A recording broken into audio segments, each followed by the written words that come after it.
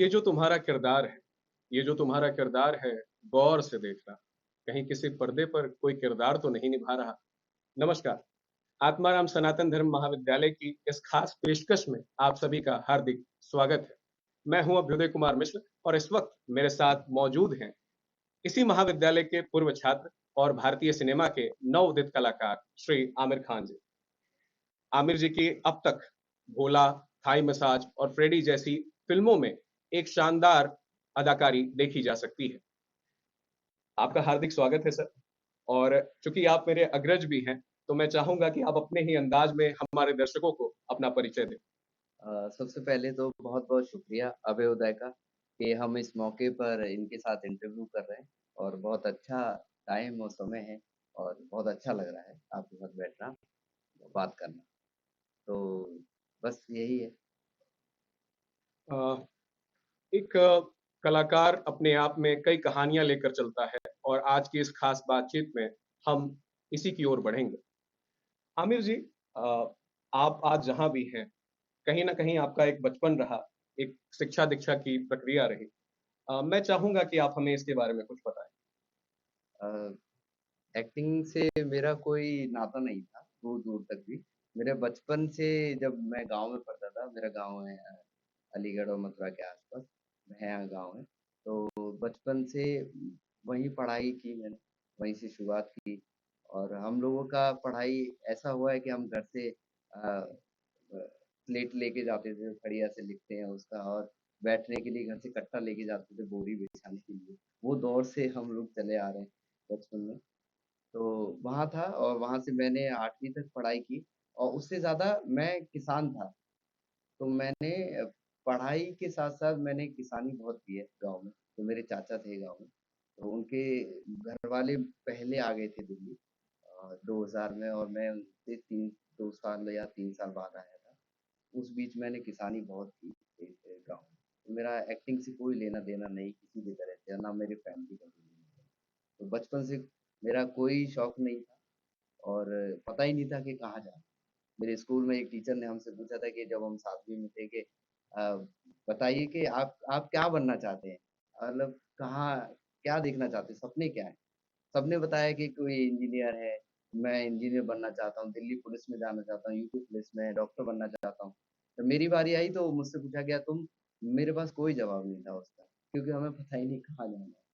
तो वो टाइम से बचपन हमारा बीता और लेकिन हम ड्रामा सिर्फ़ देखते थे गाँव में और उसका आनंद नहीं लेते। अ, धन्यवाद आपका। और ये हमें जानकर बहुत खुशी हुई कि आमिर जी ने सिनेमा के पर्दे के साथ-साथ जो जीवन का पर्दा है, वहाँ पे उन्होंने उन्होंने एक किसान की भी भूमिका निभाई है। आमिर, जैसा कि हमें जानकर बहुत खुशी होती है कि आप इसी महाविद्यालय आत्माराम सनातन धर्म महाविद्यालय के पूर्व छात्र रहे हैं। आपने यहाँ रंगायन सोसाइटी, जो कि यहाँ की ड्रामेटिक सोसाइटी है, आपने उसको जॉइन किया और एक समय में आप उसमें बहुत ही सक्रिय रहे। तो आप रंगायन का अपने जीवन में, एक कलाकार के जीवन में किस प्रकार से भूमिका देखते हैं? रंगायन की भूमिका मेरी ज़िंदगी में बहुत अहम है, क्योंकि मेरी शुरुआत ही रंगायन से हुई और इस कॉलेज से हुई और मैं बहुत शुक्रगुज़ार हूँ कि मुझे इस एआरएसडी कॉलेज में एडमिशन मिला और हिंदी से मैंने यहाँ से बीए किया और इसमें जाने से ये था कि मेरा एक क्लासमेट था राजेश जो इस एक्टिंग में रुचि रखता था और मैं बस दोस्त था उसका और हम जब गए तो दिल्ली चलो एक नाटक हो रहा था जिसके साथ लोग जिसमें हमारे भानु भैया है, हिम्मत भैया, सुनील भैया और वरुण भैया और निशांत भैया ये सब लोग थे सीनियर लोग हमारे। अब बाद में नाम याद हुए, ये तो जब आए थे नहीं तो पता नहीं था कौन क्या है। तो एक दिन हम ऐसे ही गए तो उसने बोला कि हम जुड़ना चाहते हैं रंगाई से। तो उन्होंने कहा कि रंगाई से जुड़ने से पहले उसमें तो है नहीं कुछ लेकिन तुम पैम्पलेट्स बाँट दो अलग-अलग जगह जाके कॉलेज में। तो हम लोग पैम्पलेट्स बाँटने के लिए हर कॉलेज में गए और उन्होंने कहा सर्टिफ़िकेट देंगे, जो बाद में हमको नहीं मिला। फिर जुड़ नहीं पा रहे थे किसी तरह से, लेकिन वहीं उसी में से निकले हुए एक कलाकार थे निशांत भैया और पारितोष जी थे। तो हम उनसे पीछे पड़े रहते थे कि हमको कैसे भी करके रंगाई से जुड़वाओ और हमें नाटक में ऐसे करके। तो एक दिन उन्होंने कहा कि एक नाटक बन रहा है तुम करोगे? तो वो दोस्त तैयार था, मैं तैयार नहीं था, मुझे पता ही नहीं था। तो उन्होंने बोला कि चलो ठीक है, तो मैं उसके साथ जाता था। ग्राउंड में एक दिन कफन की रिहर्सल कर रहे थे हम। एक लकड़ी रखी रहती थी और बस 3-4 लोग थे हम। कह रहे हैं कि यहाँ से उठा के डायरेक्शन करते थे निशान दिया कि यहाँ से उठा के वहाँ रखो। और वो रखना मुझे बेवकूफ़पन लगा कि ये मैं यहाँ कॉलेज में पढ़ने आया हूँ, ये क्या करा रहे हैं मुझसे ये? और क मैं अपना पैशन नहीं, मेरा पैशन नहीं है वो उस दोस्त का है, वो उसका पैशन था। तो वो उसको मज़ा आ रहा है। फिर वो मैंने बोला जैसे ही रिहर्सल खत्म हुई मैंने बोला भाई मैं नहीं आऊँगा, ये सब करने नहीं आए हैं और मेरा कोई मतलब नहीं इससे जुड़ना है। तो उसने बोला मेरे लिए चल। और चलते-चलते इतना इंटरेस्ट बढ़ गया उस नाटक में, फिर हम फर्स्ट प्राइज़ जीत गए, फर्स्ट टाइम ऑडिटोरियम देखा ज़िंदगी में मैंने। तो कुछ हैपनिंग सा था, बहुत अलग था, बहुत यूनिक था और उससे मुझे पता चला कि ड्रामा से ही सिनेमा में जाया जाता है और ड्रामा ही एक्टिंग है। मैं अलग देखता था, नाटक ही है ऐसे सोच के चलता था। लेकिन बहुत डिफरेंट है और तब मेरी शुरुआत वहाँ से हुई और वहाँ से कफन नाटक के बाद फिर मैं चरंदाज 2, बिजली की बिजली अ, तब मेरी रंगायन से शुरुआत हुई बहुत अच्छे से। तब से मैं जुड़ा हुआ था तब से फिर नाटक किए और बिजली की बिजली में फर्स्ट टाइम जब हुआ शो बहुत बेहतरीन शो था और उसमें मुझे बेस्ट एक्टर अवार्ड मिला। और उसमें सबसे बड़ी बात थी कि जब पैसे एक कलाकार के लिए बहुत ज़रूरी हैं, तो ₹1500 मिले, तब तक मैंने वो लिफ़ाफ़ा खोला नहीं और मैंने सोचा उसमें दिख रहा है ₹1 दिख रहा है। मुझे लगा ₹101 इनाम मिला है शायद। और जब हम रात को सो रहे हैं, सब सामान ढो के आए और उसमें भानु भैया भी थे, हम ट्रक में वहाँ से वापस लौट रहे ऑडिटोरियम से और रात को सो रहे हैं, तो मेरे ख़्याल आया कि इस लिफ़ाफ़े को देखो क्या है इसके अंदर? मतलब लोगों ने ऐसे ही लौटा दिया। ₹101 होंगे इससे ज़्यादा क्या? तब मैंने खोला तो उसमें 2 500 के नोट थे और फिर 100-100 के। और उसके बाद जो मैंने सो रहे हुए लोगों को जगा दिया कि ये देखो मुझे ₹1500 मिले हैं और लोग सो रहे थे उस वक़्त और मैंने इसी स्टाफ रूम में हम सोए थे, जहाँ टीचर चाय वग़ैरह पीते हैं।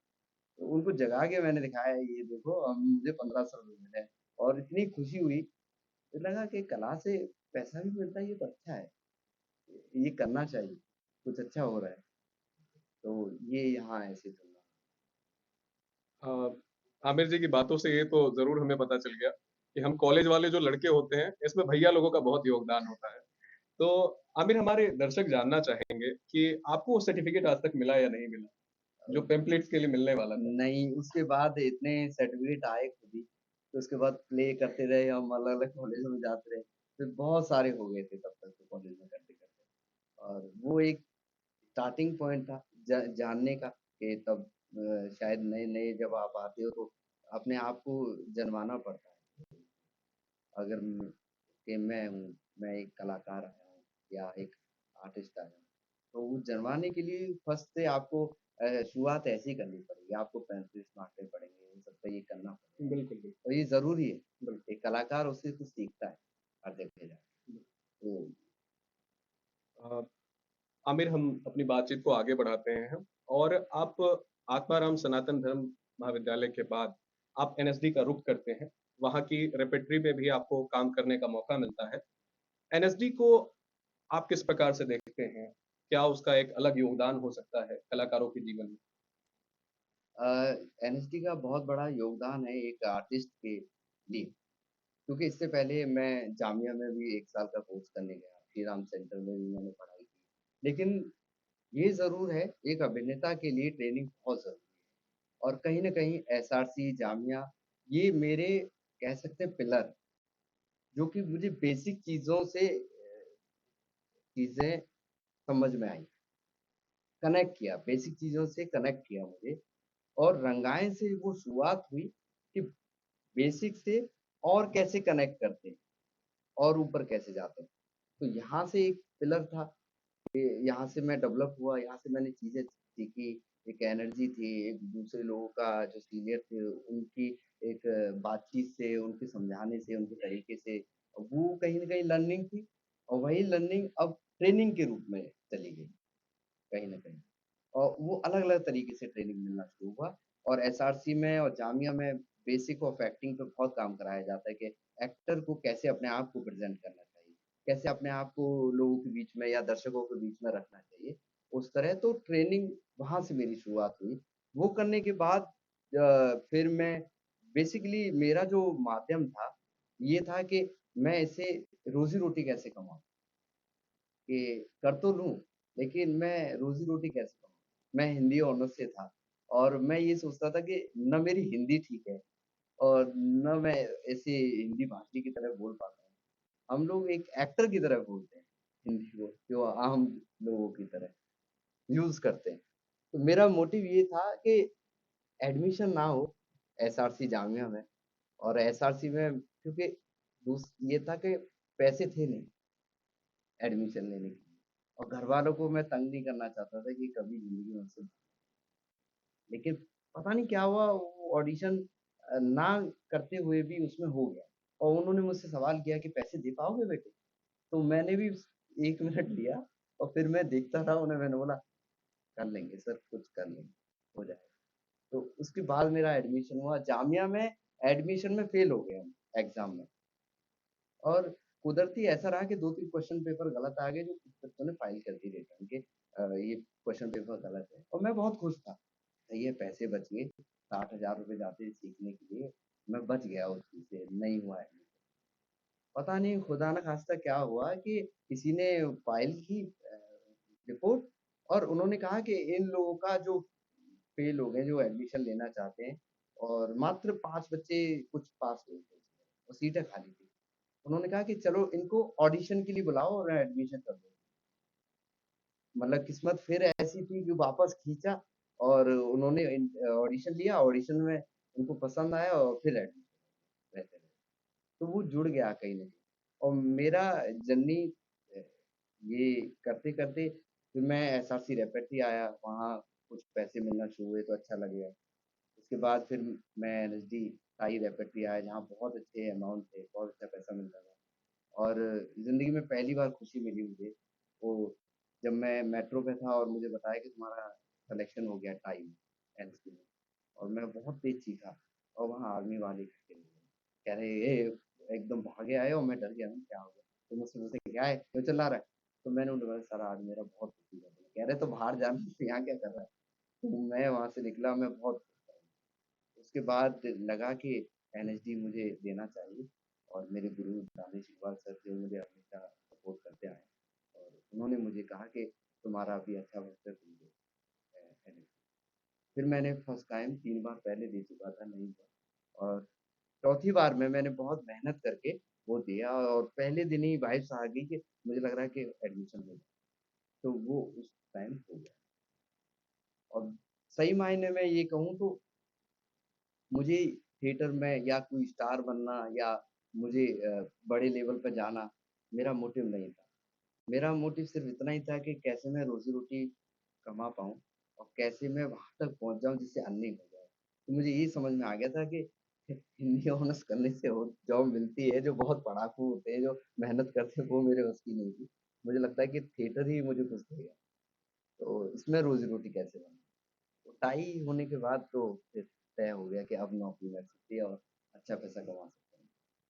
तो बेसिकली वही था कि मुझे पहुँचना है, रोज़ी-रोटी कमानी है, आर्टिस्ट तो बन गए जितना आना चाहिए और जितनी चीज़ें थी। बात थी कि पैसा कहाँ से आए खाने के लिए, वो ज़िंदगी बनाने के पीछे मैं भागा। अ, आमिर, आप सच पूछिए तो ये मेरे लिए बहुत खुशी की बात है और गर्व की बात है, क्योंकि आपने बताया कि आप हिंदी साहित्य के विद्यार्थी रह चुके हैं और मैं भी हिंदी साहित्य का विद्यार्थी हूँ। तो ये हमारे दर्शकों के लिए बहुत अच्छी बात हो सकती है कि एक ही विषय के लोग विभिन्न भूमिकाएँ निभा सकते हैं और ये हम सभी के लिए गर्व की बात है कि आज आमिर जी इस रूप में हमारे समक्ष मौजूद हैं। एक कलाकार जब कभी भी अपनी कला को पहचान कर अपनी मंजिल की ओर बढ़ता है, तो उसे कई समस्याओं से जूझना पड़ता है, उसके हिस्से का संघर्ष होता है। आमिर, जब आपने एनएसडी के बाद बॉलीवुड का रुख किया, भारतीय सिनेमा में आपने अपने कदम बढ़ाए, तो आपके हिस्से का भी एक संघर्ष रहा होगा, एक समय रहा होगा। आप उसके बारे में हमारे दर्शकों को क्या बताना चाहेंगे? इससे पहले तो थोड़ा जो पीछे का एक थोड़ा सवाल छूट गया कि एनएसडी एक एक्टर के लिए क्या है, तो बिल्कुल। ट्रेनिंग क्या है? जी, बिल्कुल। वो बहुत ज़रूरी है। एनएसडी मिलने के बाद बहुत सारी चीज़ें बदली हैं और मैं खुद भी चेंज हुआ हूँ और समझ बढ़ी है। आपको मुझे ऐसा लगता है कि एक्टिंग कोई सिखा नहीं सकता। एक इंस्टीट्यूट आपको बनाता है, आपको आपके अंदर चीज़ें डेवलप करने की कला सिखाता है, लेकिन आपको एक्टिंग कोई नहीं सिखा सकता पकड़ के कि भाई एक्टिंग करना आपको ही होता है। तो ट्रेनिंग बहुत ज़रूरी है और मैं सभी कलाकारों को यही बोलूँगा कि ट्रेनिंग ज़रूर लें, चाहे आप छोटे स्तर पे हो, अभी तो बहुत सारे इंस्टीट्यूट खुल गए हैं और बहुत जगह पे हैं, उनको आप जितना फ़ायदा उठाएँ उतना अच्छा है और ज़रूर करनी चाहिए कलाकार के लिए। बाकी मेरा रुख जो हुआ इसमें क्या स्ट्रगल रहा इसके बाद, एनएसडी करने के बाद कोरोना सबसे बड़ा ट्रेजेडी थी कलाकारों के लिए और सब कलाकार बहुत परेशान थे क्योंकि हमारा एक ऐसा माध्यम है जहाँ बहुत कम ध्यान दिया जाता है, हमें ऐसा लगता है। और चाहे वो गवर्नमेंट की तरफ से हो चाहे कैसे हो, हर तरह से लोग बहुत कलाकार को ऐसे ही समझ लेते हैं कि मतलब क्या ये तो ऐसे ही हो जाएगा इनका, टाइम वेस्ट कर रहे हैं। बहुत लोग मैंने भी सुना है कि बहुत लोग मुझे भी बोल चुके हैं ये तो टाइम वेस्ट होता है, ये क्यों इसमें पढ़ना, कुछ और काम कर लो, ये क्यों कर रहे हो, क्या ज़रूरत है इसकी? लेकिन उन्हें ये नहीं पता कि एक एक थिएटर का आर्टिस्ट या एक कलाकार वो सच्चा इंसान और सच्चा ईमानदार इंसान होता है, जो समाज को एक अलग तरीके से देखता है और उसका तरीका एक आम आम तरीके से बहुत डिफरेंट तरीका होता है उसको समझने का। तो ये बहुत होता है देखने के लिए। और दूसरा यहाँ से निकलने के बाद जब मैं गया कि काम कहाँ करूँ, अब किधर जाऊँ? और रेपेट्री थी जो कि उसके फॉर्म में निकले थे, मुझे वही करना था। वो नहीं मिल पा रहा था किसी भी तरह से। तो फिर मैंने सोचा कि मेरे पास कुछ टाई के जो मैंने काम किया था उसके पैसे इकट्ठे कर रखे थे। मैंने सोचा कि मैं बॉम्बे चला जाऊँ क्योंकि कोरोना खत्म होते ही सेकंड टाइम था जब बीच में टाइम मिला। जी, उस बीच में चला गया और बॉम्बे बहुत अलग सिटी है, वहाँ रुकने के लिए बहुत आपको हिम्मत चाहिए, सपोर्ट चाहिए और दिल्ली के खास करके जाएँगे तो बहुत अटपटा लगता है वहाँ जाके। वो एक अलग स्ट्रगल है कि आपको रहना वहाँ पे, रहना, खाना, वो आप सबसे डिफ़िकल्ट है बॉम्बे में ढूँढना। अब मैं गया था तो मैं इतना भटका महँगाई के तौर पर एक तो रूम बहुत महँगे मिलते हैं वहाँ, रहने की सुविधाएँ बहुत महँगी है और ऊपर से खाने के लिए बहुत महँगा है। दिल्ली से हमारे से बहुत ज़्यादा कॉस्टली है वो और बहुत मुश्किल था कि कैसे रहा जाए, कैसे कम पैसे में रहा जाए और चीज़ें जोड़नी है। फिर वहाँ पहुँचे, वहाँ चीज़ें ली, खरीदी तो खुद ही खाना बनाना सीखना पड़ा रह के। तो एक अलग ही ट्रेनिंग है, वो एक एक्टर को आना भी चाहिए, रहना और उससे जुड़ना। कैसे अपनी प्लानिंग के साथ आप जाते हो और प्लानिंग बहुत ज़रूरी है बॉम्बे के लिए, अब अगर आप जा रहे हो। तो मेरे लिए वहाँ पहुँचना, रहना वो बहुत डिफ़िकल्ट था स्टार्टिंग में जब मैनेज करना। बहुत ही मतलब मुझे बहुत अटपटा लगता था। मैं मुझे लगता था मैं वापस दिल्ली चला जाऊँ, लेकिन नहीं आ सकता था क्योंकि आगे के लिए काम करना है, उससे जुड़ना।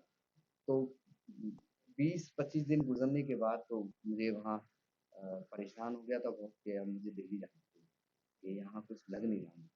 और वो एक ऐसा शहर है कि जब देता है तो बहुत फाड़ के देता है और नहीं देगा तो आपको इंतज़ार करो और वो इंतज़ार करते ही रहो और कब किस दिन लॉटरी खुले वो ऐसा है, रातों-रात आपकी किस्मत बदल सकती है। मैं एक रात पहले बहुत परेशान होके शायद रो के सोया था, मुझे याद है वो मैं सोया था और ये सोच के कि यार यहाँ कुछ नहीं है, मतलब यार क्यों कैसे घर ही ठीक माँ-बाप जो ध्यान रखते हैं, खाना देते हैं या वो लोग जो है वो ही ध्यान रख सकते हैं। और बाहर जाके ज़िंदगी नहीं बहुत मुश्किल है।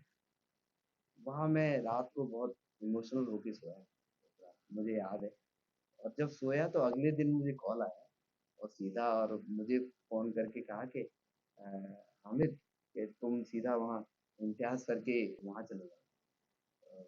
एंटी कास्टिंग है जो जिससे सारे प्रोजेक्ट मैंने किया अभी तक। उन्होंने कहा कि तुम वहाँ चले जाओ इम्तियाज़ साहब के प्रोडक्शन में और एक फ़िल्म है डायरेक्टर तुमसे मिलना चाह रहा है। तो मैं मतलब सोते-सोते रात को परेशान होके दिन में ऐसे खुश हो गया और दिन बन गया मतलब ऐसा लगा कि क्या हो गया ये एकदम से कैसे हो गई और मैं गया और वो दिन मेरा बहुत अच्छे से गया। फिर मुझे एक पल पे ये लगा यार मुंबई ठीक है, कुछ ऐसा भी होता है, कि क्यों जाऊँ मैं वापस? ये ठीक है कि आ रही ये चीज़ें और मुझे जाते ही वो डायरेक्टर इतने खुश हो गए, मंगेश सर और उन्होंने बोला कि हाँ, हाँ, हम करते हैं, करते हैं। और उन्होंने कोई जवाब नहीं दिया उसके बाद और उनके प्रोडक्शन से फ़ोन नहीं आया मुझे। इतने में एक फ़िल्म और आ गई, वो भी उन्होंने सिलेक्शन कर लिया और वहाँ मैं गया उनके ऑफ़िस प्रोडक्शन से। उन्होंने बोला सर आप ही करोगे और आप ही को करना है ऐसे। मैंने बोला कि मैं बताता हूँ और अभी एक फ़िल्म में ये बात दोनों में हो गया और दोनों के बाद अब प्रोडक्शन से फ़ोन आया, उनसे मैंने कराया इम्तियाज़ साहब के वहाँ से अ, कि आप करोगे या क्या है? मैंने बताइए आप तो फिर मैंने इस थाई मसाज के लिए मैंने हाँ, उसको नहीं कर पाया। मैंने बोला आप डेट मैनेज कर लो, मैं रात-दिन सफ़र करके इधर से उधर आ सकता हूँ करने के लिए, मुझे कोई दिक्कत नहीं। और उस तरह से फिर मैं यही कर पाया। फिर उसके तीसरे दिन कुछ टाइम बीता, योर ऑनर वेब सीरीज़ का उसमें हो गया। वो बजट थोड़ा ऐसे-ऐसे कर रहे थे, तो मैं भी पता नहीं इतने काम आ रहा था, मैंने भी पैसे ज़्यादा बढ़ा दिए। अरे! कि मैंने बोला कि मैं 15,000 रुपए ऐसे कुछ पर डे पे करूँगा बिल्कुल, और क्योंकि और होना भी चाहिए। बिल्कुल। आप इतने संघर्ष के साथ वहाँ गए हो और आपको अच्छा थोड़ा बजट मिलना ज़रूरी है एज़ एन एक्टर और हर एक्टर को पैसा ऐसा मिले जिससे मन से वो काम करे। क्योंकि आखिरकार हम पेट के लिए तो ये मेरा सफ़र था, स्ट्रगल बहुत था और स्ट्रगल तो इससे पहले था, जो बहुत 2012-11 से मैंने घर से पैसे लेने बंद कर दिए, शायद मैं 20 साल का रहा होऊँगा तब और तब से मैंने मतलब बहुत चीज़ें हैं क्या-क्या नहीं किया, बस गलत काम नहीं किया और जो भी किया ऑनेस्टी के साथ। वो चीज़ें आज मुझे बहुत अच्छी लगती है, मैं जब मैं सोचता हूँ कि मैंने ये भी किया, मैं वहाँ पे भी जाता था और शादी-वादी में जाता था, रात के 500 रुपए मिलते थे मुझे रह के। तो वो मेरी एक जर्नी है और वो मुझे बहुत खुशनुमा लगती है, काश मैं दोबारा उस तरह की ज़िंदगी को जिऊँ, वो छूट चुकी है मुझसे। तो ये बहुत स्ट्रगल है बहुत। तो जैसा कि आपने देखा, आमिर के सफ़र में संघर्ष भी है, हताशा भी है, निराशा भी है, लेकिन वहीं दूसरी तरफ एक उम्मीद है, एक विश्वास है और सबसे बड़ी बात, आमिर के व्यक्तित्व में, उनकी कलाकारी में एक सच्चाई है, एक ईमानदारी है। आमिर, जब आप मुंबई पहुँचे और वैसे तो एक कलाकार के रूप में आपकी अभी बहुत आकांक्षाएँ हैं और कई उपलब्धियाँ आपके इंतज़ार में हैं। लेकिन वो कुछ निर्देशक, कुछ कलाकार जिनके साथ कार्य करना आपके लिए बहुत एक अलग भूमिका रही, एक अलग अनुभव रहा। आप उस पर क्या बात करना चाहेंगे? अ, थिएटर में अलग एक्टरों के साथ हमें काम करना पड़ता है और ज़्यादातर कोई सीनियर मिलता है, हम सीखने की कगार में रहते हैं और सीखने के कगार को कायम रखते हुए वही चीज़ सिनेमा में हम सीखते हैं, क्योंकि हमारे लिए वो अलग चीज़ है और हम एक्टर हैं, ये बात तो तय है मतलब हमने किया है कि हम एक्टर की तरह काम करेंगे। लेकिन सिनेमा में हमें जब हम हॉलीवुड के एक्टरों के साथ काम करते हैं, तो उनके साथ अलग टाइमिंग बनती है। वहाँ हम थिएटर में एक टाइमिंग बिठाने के लिए या बातचीत करने के लिए बहुत टाइम पे चलते हैं। उसको थोड़ा बैठते हैं, कुछ गपशप होती है, तो एक कैरेक्टर बनाने के लिए अब मतलब एक ओपन होने के लिए ये सब करते हैं। सिनेमा में थोड़ा आप बैठे हो और एक एक्टर आया है तो देखते ही रहेंगे पहले तो। फिर उसके बाद रिहर्सल करें? जी।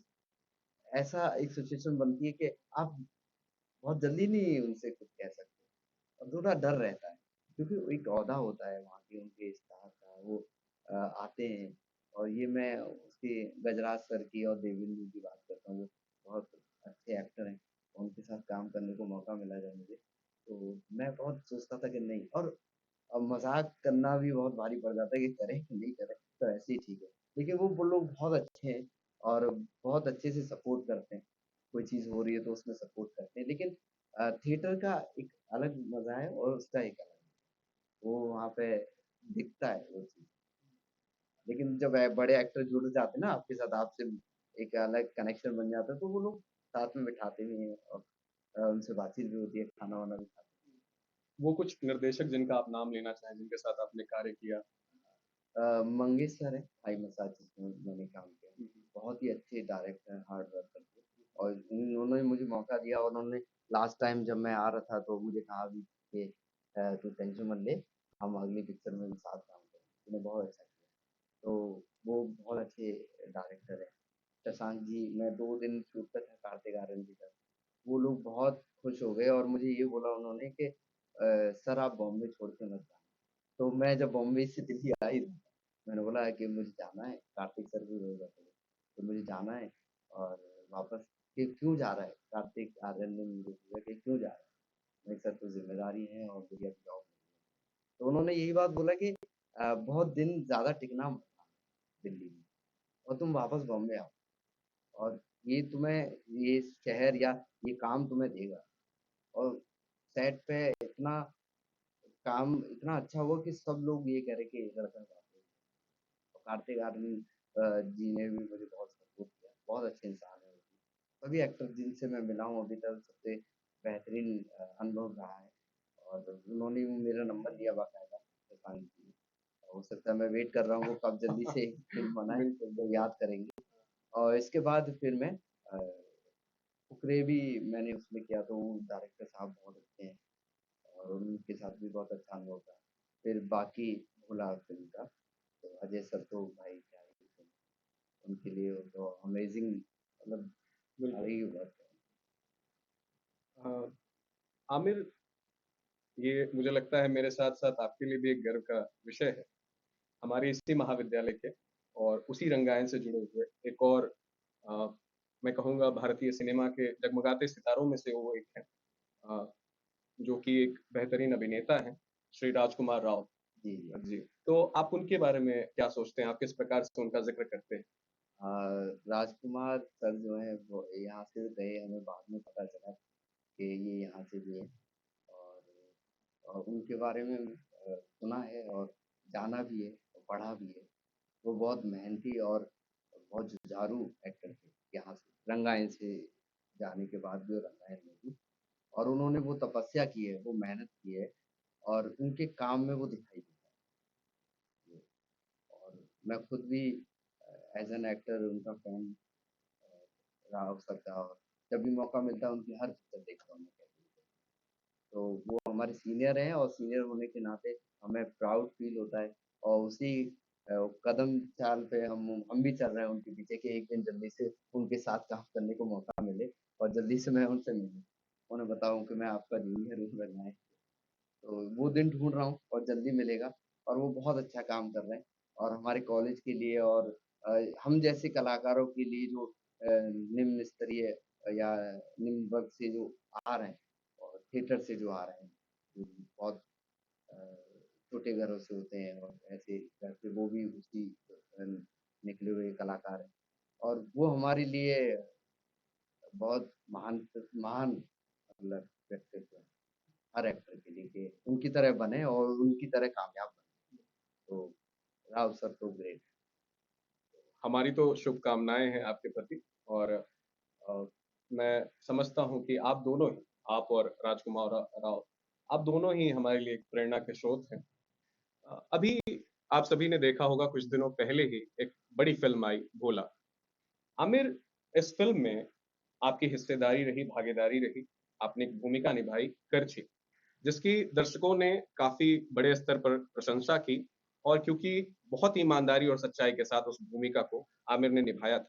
आमिर, उस फ़िल्म में एक बड़ा कलाकार, एक बड़ा अभिनेता अजय देवगन, उनके साथ काम करना एक नए कलाकार के लिए, आप जैसे नए कलाकार के लिए, आप इसे किस तरह से देखते हैं?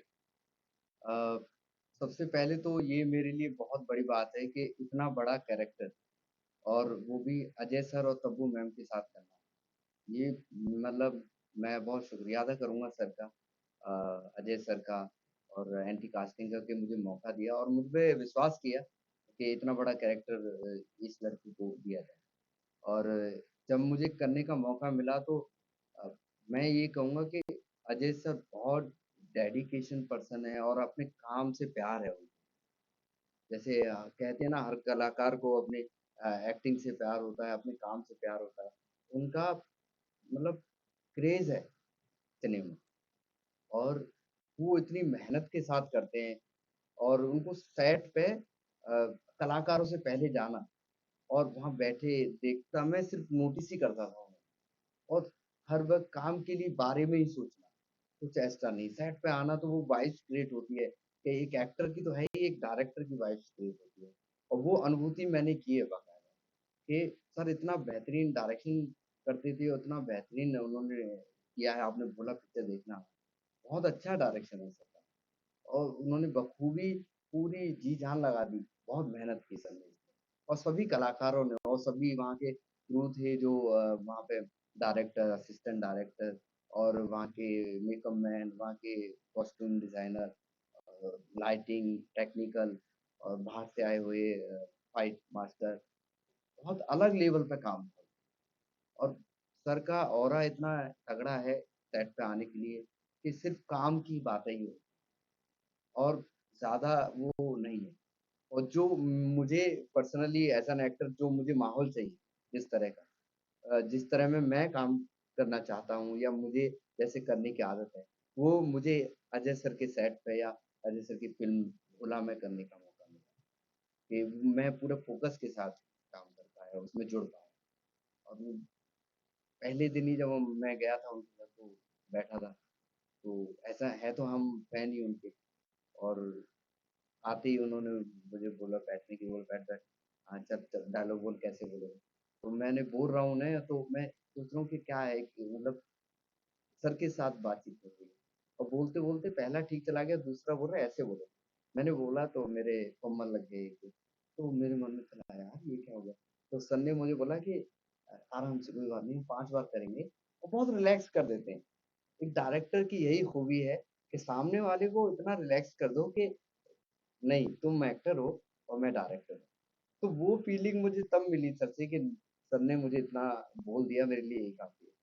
तो फिर वो होने के बाद जब मुझे लगा कि यार ये मन ये कैसे हो गया? शायद डर था सर के सामने बैठने का डर। तो वो फिर मैंने मिटाया जैसे-तैसे, मैंने बोला नहीं, सेट पे करना है ये। और वो मेरे लिए फैन के तौर पे बड़े स्टार हैं ही, लेकिन को-एक्टर हैं मेरे। और उस सीन में जब हुआ तो मैंने वो सीन जब किया तो 1 टेक में ही वो सीन हुआ करके था और मुझे बहुत अच्छा लगा उनसे करके। और तब समझ में आता है कि आपकी वहाँ कला जो सीखा है, लर्निंग है, वो वहाँ काम आती है। कि एक एक्टर के साथ और मैं उनका को-एक्टर हूँ, तो मुझे बस परफ़ॉर्म करना है और वो ही काम आता है आगे। तो मैं उस तरह हूँ उनके साथ। और एक कैरेक्टर के लिए पूरा मैंने जर्नी किया, इसके लिए मैंने कई टाइम तक तो बाल धोना और फेस वॉश करना, एक डस्टी लुक बनाए फिर रह के 1-2 महीना मैं इसी तरह बना फिर ताकि वो इम्पैक्ट, वो टेक्सचर उस कैरेक्टर का दिखे उस फ़िल्म में। तो बाकी सब बहुत अच्छा अनुभव है और डायरेक्टर सर बहुत जो अजय सर हैं बहुत अच्छे कमाल के डायरेक्टर हैं और एक्टर तो बखूबी तब्बू मैम कमाल है। मतलब उनका काम देख के मैं तो उन लोगों से सीखता था कि किस तरह काम किया जाता है फ़िल्मों में। वो मेरी ट्रेनिंग का हिस्सा है। मैं वहाँ ट्रेनिंग ले रहा था एक तरह से। मैंने एज़ एन एक्टर ये फ़ील कि किस तरह सिनेमा में काम किया जाता है। हमने थिएटर की ले ली लेकिन हमें नॉलेज नहीं होती है वहाँ की। लेकिन उनको देख के मुझे समझ में आया कि एक्टर को यहाँ से खेलना है और कैसे प्ले करना है अपने आप को, परफ़ॉर्मेंस कैसे देनी है। अजय सर और तब्बू मैम की जब परफ़ॉर्मेंस देखता था मैं कहता यार क्या इतना नेचुरल कर दिया इन लोगों ने और मतलब कैसे। और हम थिएटर में चीखम चिल्ली मचाते हैं, तेज़-तेज़ बोलते हैं, जब जाके कैरेक्टर बाहर निकलता है, जब लोगों को लगता है ताली से आई कुछ नहीं, लोगों तक पहुँचाना पड़ता है। लेकिन फ़िल्म मीडिया एक अलग माध्यम है और मेरा बहुत अच्छा एक्सपीरियंस रहा है। इसके बाद शायद वो कॉन्फिडेंस ही आया है कि साथ-साथ कैमरे के साथ करना और इतने बड़े प्रोजेक्ट के साथ जुड़ना, ये मेरे लिए अलग अलग ही अनुभूति है। और अजय सर का मैं मतलब मैं क्या बोलूँ, मैं तो फैन ही था लास्ट टाइम। जब मैं आखिरी शूट खत्म हो गया तो मैं उनके पास गया, तो वो बैठे थे और मेरी हिम्मत नहीं हो रही है कि वो वहाँ बैठे हैं, मैं बोल दूँ। और मैं दूर से उनके भांजे थे, मैं उन्हें ऐसे ऐसे कर रहा हूँ। तो उन्होंने कहा कि वो नहीं देख पाए लेकिन उनके रिलेटिव ही हैं, प्रोड्यूसर थे। उन्होंने बोला सर वो ये करछी आया है, यहाँ मेरा है, ऐसे दूर से बोला। तो उन्होंने मुझे देखा सर खड़े हुए और सर ने मेरा हाथ हिलाया कि अच्छा किया तुमने। मतलब मैं नज़रें नहीं मिला पाया और मैं इतना भावुक हो गया मतलब मेरे आँसू बल वो अलग ही अनुभूति थी। और वो शायद काम करने से कह लो या इंसान कह लो या उन्होंने मुझे इतना बड़ा मौका दिया ये कह लो या मेरी जो परेशानियाँ थी इतने टाइम से जो चल रही थी अ, बेसिकली हम लोगों में दिक्कत यही होता है कि फाइनेंशियली थोड़ा स्ट्रांग हो जाओ। वो शायद उस फ़िल्म आने के बाद बहुत हद तक कम हुआ। वो अंदर चल रहा था कि मैं सर का शुक्रिया अदा करूँ सर कि आपने मुझे मौका दिया और मैं मेरे ऊपर जो भार था वो आपने कई हद तक बहुत कम कर दिया। मैं ये बोलना चाह रहा था, ये बात मैं आज तक बोल नहीं पाया, लेकिन मैं बस वो आँखों से ही बयाँ कर दिया और मैं उन्हें देख नहीं पा रहा और मैं उन्हें बोला, "सर मैं आपको देख नहीं पा रहा सर, मतलब मैं कुछ बोल नहीं पा रहा हूँ।" उन्होंने बोला कि कोई बात नहीं, तो मैंने बोला, "सर मैं आपके साथ फ़ोटो लेना चाहता हूँ।" तो उन्होंने बोला कि स्टूडियो आ जाना कभी भी और उन्होंने मुझे ऐसे बोल दिया जैसे कि एक घर का बंदा होता है, एक छोटा बच्चा कह लो या कोई है, एक आ जाना कभी भी स्टूडियो आ जाना। और आज मैं उनके स्टूडियो जाता हूँ तो वो ऐसे ट्रीट करते हैं फैमिली की तरह। खाना रखा है, खाना खाओ, कॉफ़ी लाओ, ये लाओ और वो सब बहुत प्यार करते हैं। ये ज़िंदगी है।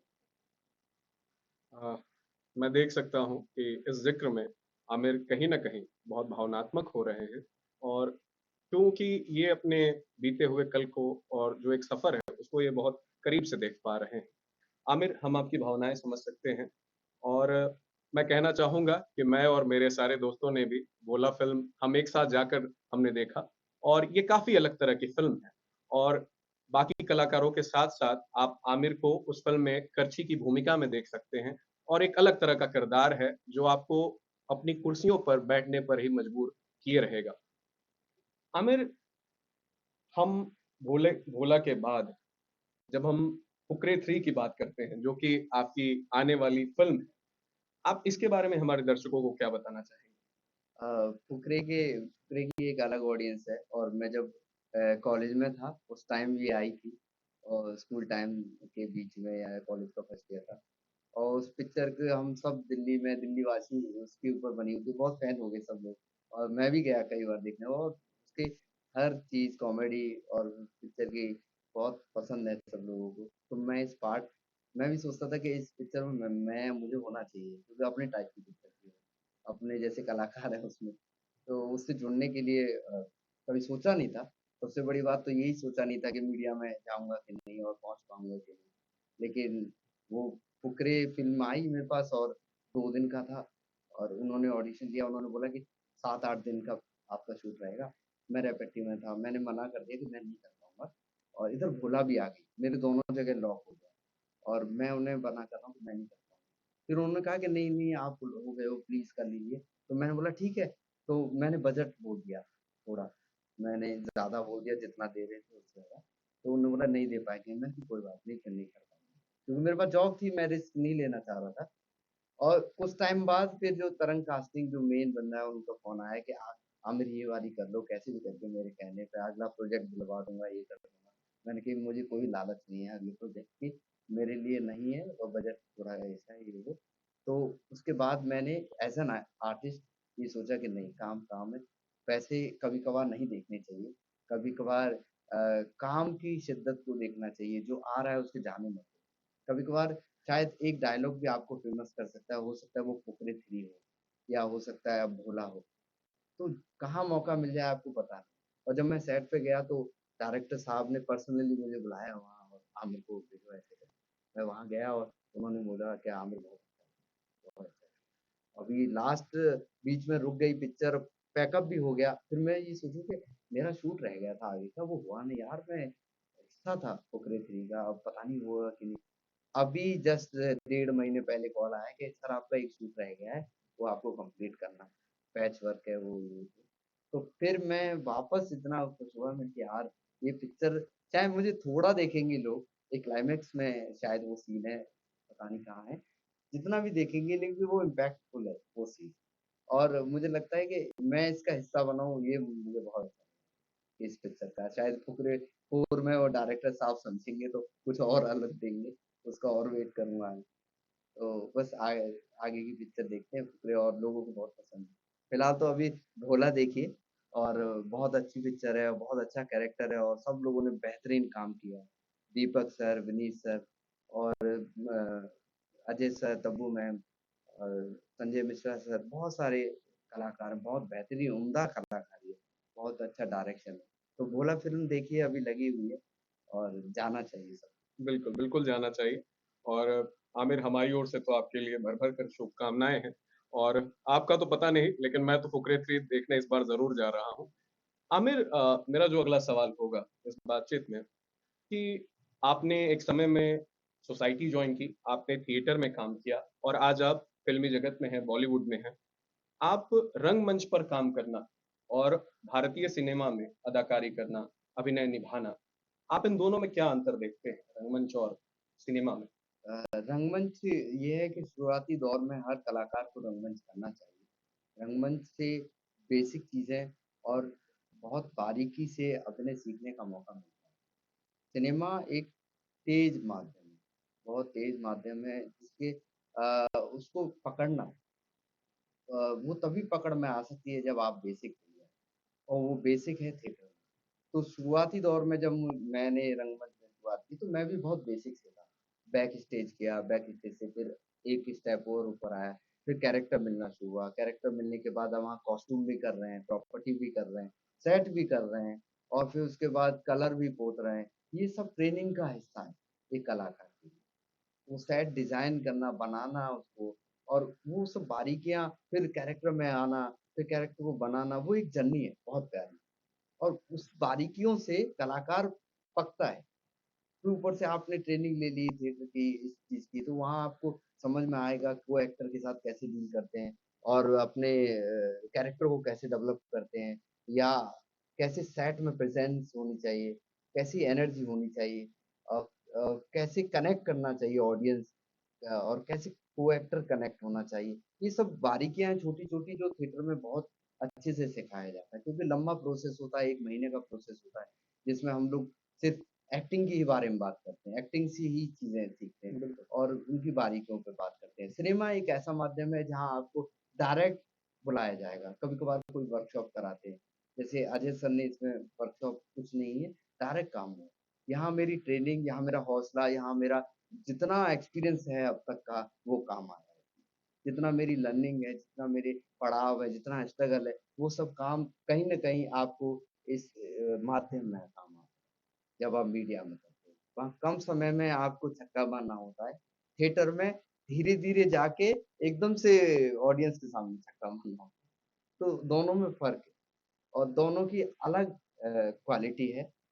फ़िल्में आपको एक और रिच बनाती है। थिएटर अपने आप में एक कलाकार के रूप में और रिच बनाती है। तो इसमें भी आर्टिस्ट ऊपर उभरता है और इसमें भी मुझे लगता है आज का वक़्त इतना भागा-दौड़ी का है और इतना भाग रहे हैं तो हर तरफ चलिए आप।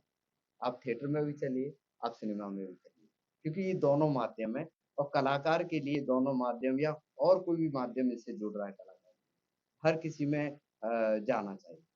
कुछ लोग ये पहले के दौर पे ये था कि हम थिएटर ही करेंगे और फ़िल्मों में मेरा भी यही था और मेरा बस सिनेमा में जाना मुझे नहीं पता था कि मैं जा पाऊँगा या कभी कर पाऊँगा या कभी फ़िल्में भी मिलेंगी। आज इतनी बड़ी खुशी की बात है कि इतिहास में नाम तो हो ही गया, कभी रिश्तेदार पूछेंगे आपने क्या किया है? कि भोला पिक्चर की है, आप जाइए और देखिए उसको। बिल्कुल, बिल्कुल। ये मैं बोल पाऊँगा। आज मैं मान लो कभी बच्चे हुए मतलब मेरी शादी-वादी हुई और बच्चे पूछेंगे पापा क्या किया? बेटा भोला फ़िल्म की है, आप देखो उसमें। तो वो मेरे पास एक उदाहरण बन गया है और ये हालाँकि हर कलाकार इच्छा रखता है उस तक पहुँचने के लिए कि मैं एक दिन एक बड़े स्टार के साथ जाऊँ। तो ये मैं वहाँ पहुँच पाया। और दोनों ही अलग माध्यम, बहुत सटीक, बहुत प्यारा, प्रोफ़ेशनल काम। मीडिया बहुत ज़्यादा प्रोफ़ेशनल है।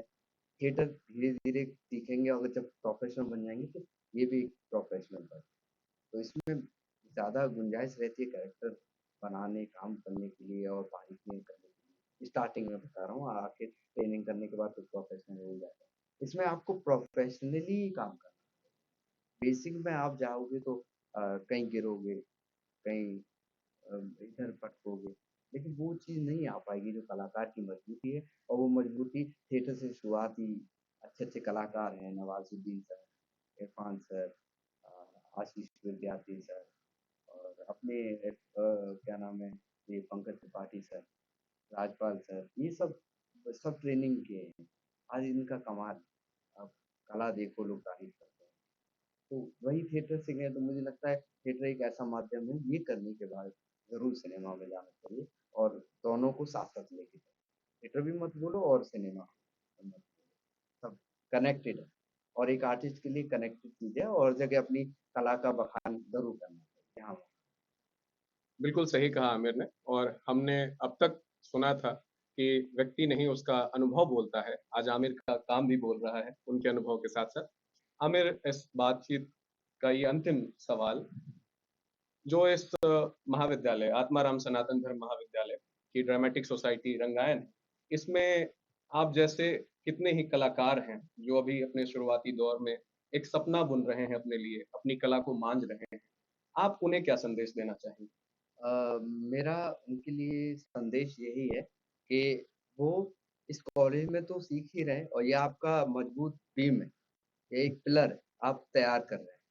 अगर आपका डेडिकेशन इसी की तरफ है, आपका बहुत इंटरेस्ट है कि आपका पैशन है कि मुझे यही करना है। जब आपने दृढ़ निश्चय कर लिया है कि यही करना है, तो फिर आप ये मत सोचिए कि मुझे कहाँ जाना है, क्या नहीं करना, क्या होगा। इसमें बस चले जाइए और यहाँ करने के बाद ये आपको पिलर यहाँ से मिल गया, एक जर्नी मिल गई। इसके बाद आप ट्रेनिंग के माध्यम में जाइए और अब ऐसा हो गया है कि एक्टिंग सिर्फ़ सिनेमा या सिर्फ़ शौकिया ही नहीं है, बाकायदा प्रोफ़ेशनल है। आप टीचर बन सकते हो, एकेडमिक में जा सकते हो, आप पीएचडी कर सकते हो। तो मैं ये कहूँगा कि ये एक फ़ील्ड है, ये एक एजुकेशन है और इस एजुकेशन के माध्यम से आप आगे बढ़िए, कोई दिक्कत नहीं है और सफलता एक दिन ज़रूर मिलेगी और सबसे बड़ी बात आपका डेडिकेशन, चाहे थिएटर हो, चाहे फ़िल्म हो, कोई हो। आप टाइम और डेडिकेशन में हार्ड वर्क होना बहुत ज़रूरी है और वही मेहनत आपको बहुत आगे ले जाएगी। तो नए युवाओं के लिए यही है कि आपने जब सोच लिया कि यही करना है, तो बस यही करना है और यही सोना है, उठना है, खाना-पीना है, सिर्फ़ एक्टिंग और कुछ नहीं होना चाहिए। तो वो सफलता एक दिन आपके कदम चूमेगी और आप ज़रूर पाएँगे। तो आप सभी ने देखा, हमारे साथ थे आमिर खान, भारतीय सिनेमा के एक नवोदित कलाकार, जो अपनी कला को लगातार आगे की दिशा में बढ़ा रहे हैं और इसी तरह मुझे उम्मीद है आमिर कि आप नई-नई अदाकारी हमारे सामने प्रस्तुत करेंगे। आमिर, आपसे बहुत खुशी हुई बातचीत करके और इस खास बातचीत के लिए आपका बहुत-बहुत धन्यवाद। आप सभी दर्शकों का भी बहुत-बहुत धन्यवाद। जय हिंद। बहुत-बहुत शुक्रिया।